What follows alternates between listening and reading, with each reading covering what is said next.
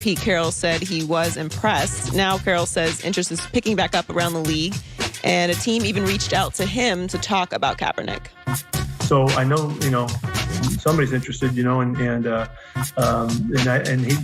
so we'll see what happens with that.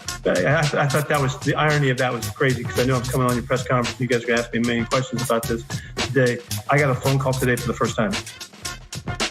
There you go. He also said that he regretted that they weren't the ones that signed him back when back then they didn't just do it. He thought it wasn't the right fit necessarily for them because he held him in such high regard. He didn't see him as a backup quarterback and didn't want to put Russ in that situation. That's why he said that they didn't sign him back in 2017 when they brought him in. I am starting to feel optimistic that he will be on a team at some point this season, possibly even for training camp. Yeah, I think the players want it. And absolutely the players. And I actually think deep down Goodell wants it. The last couple of years I've had this feeling with the NFL that it's like they're on pins and needles about Trump tweeting something. There's just this the kneeling thing. Yeah, I don't want to operate in fear. That's not the NFL's. That's not how it's an aggressive league. Let's $250 million. We're with the players, not Trump.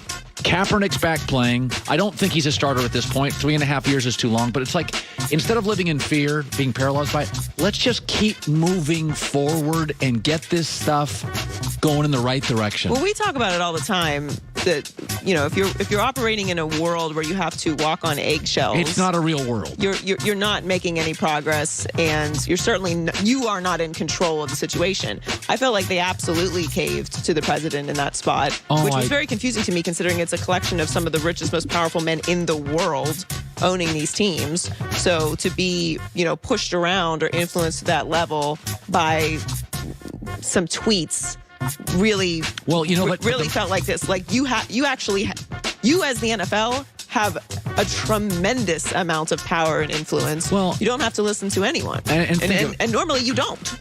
Okay, so let's say 10% of NFL fans just can't deal with the kneeling and they leave.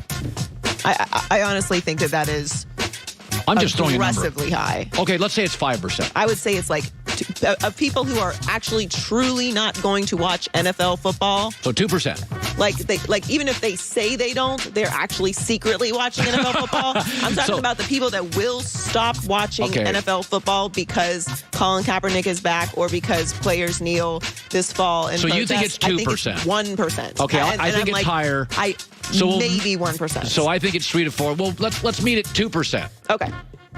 All right. If those people can't grow, then you just go on. Like if the NASCAR fans who are like, I'm not watching because of bye-bye. The world's passing you by. Yeah, like you can't live in fear, walk on eggshells. Let's get him in. I think it's interesting. I do think he has real challenges. 3.5 years inactive is forever in a league with so many good young quarterbacks. Right, but the conversation has never been, is he going to come back in and be a starter? Even in 2017, the Seahawks were evaluating him as a backup. Right. That's what they brought him in to be. So does he deserve a job? Yes, and I do think he's going to get one. As far as people saying that they're going to literally stop watching the NFL, all right. You'll have a lot more time on Sunday. Pick up a hobby.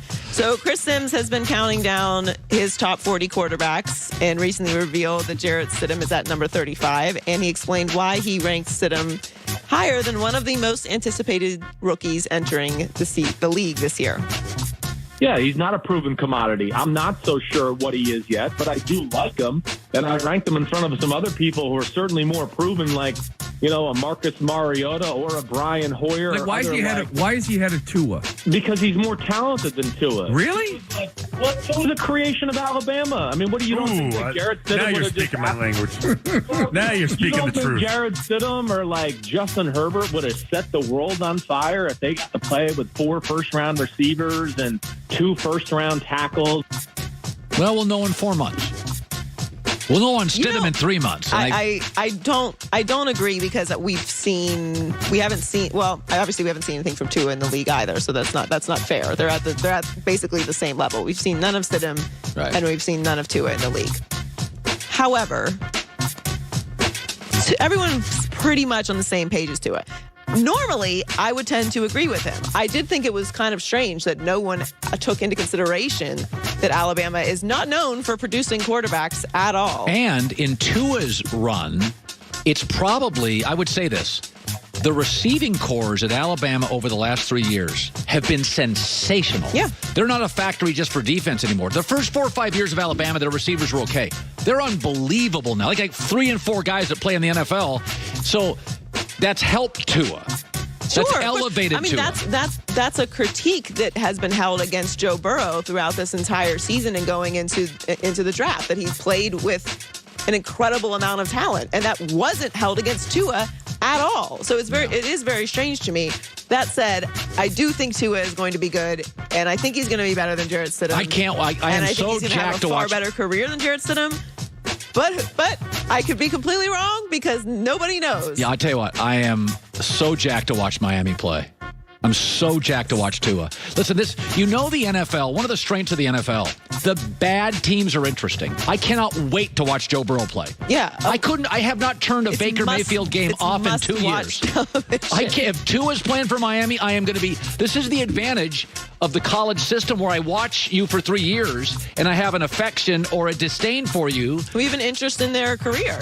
Like Kyler Murray, couldn't take my eyes off him. It doesn't work that way. Bad NBA teams, I'm out. Bad baseball teams. I grew up in Seattle Mariners, I'm out. Well, there's also a tremendous amount of urgency that the NFL provides in those spots. But urgency really and crap is still crap. Yes, but when it's urgency plus interesting, even if it's crap, then it's still content, if you will.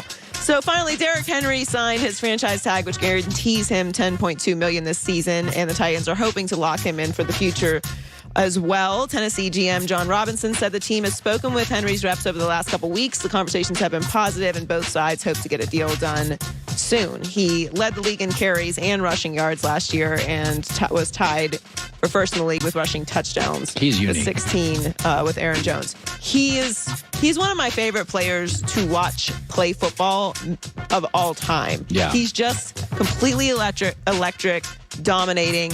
He makes everyone else on the field, including the linemen, look small. Yeah. I can't imagine he's being in the secondary having to tackle him. It's like, he reminds me of a more athletic, faster Jerome Bettis. Like, he's just so dominating and just completely runs downhill. Faster. Yes, faster and more athletic, but he's just a bus coming down the field. He deserves a long-term deal. I can't believe that they gave Ryan Tannehill a long-term deal before Derrick Henry. Yeah, he'll get one. But he deserves it. He's also sort of the face of the franchise now. Absolutely. Yeah. Joy with the news.